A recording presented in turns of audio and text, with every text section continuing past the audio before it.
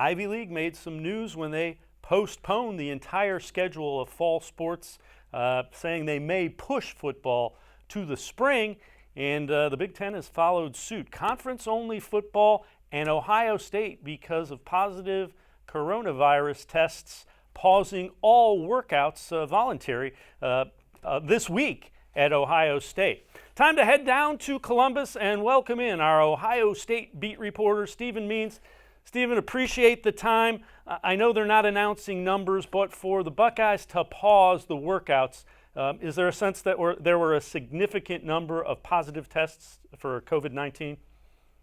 No, surprisingly, unlike some of the other major college football programs around the country, Ohio State's numbers are pretty low, less than 10 as far as college football is concerned, which is pretty impressive given, what Ohio is going through on its own front. But yeah, they paused the workouts, but that's because any number over 0, they're probably going to pause the workouts and rethink some things. The idea is get the kids on campus, have some voluntary workouts, see how things work, and then anything over 1, you shut it down. Anything over 0, you shut it down and you rethink it while you still can, instead of maybe starting mandatory workouts where you get in the fall camp and all of a sudden now you've maybe got 25 to 30 kids who have it and it's a little too late, or you're a little too far along in the process to be shutting things down if you want to have a quality season.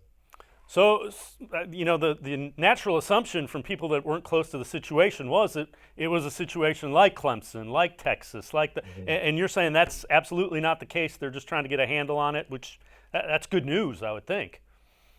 Yeah, and that's what you have to do right now. We're in the middle of a pandemic. So like I said, anything over 0, you're probably shutting it down because while the numbers are low, you want to keep them low. And you want to possibly get them to 0. You don't want them to start rising up as you get into mandatory workouts where a lot of these guys are playing a contact sport, start touching each other.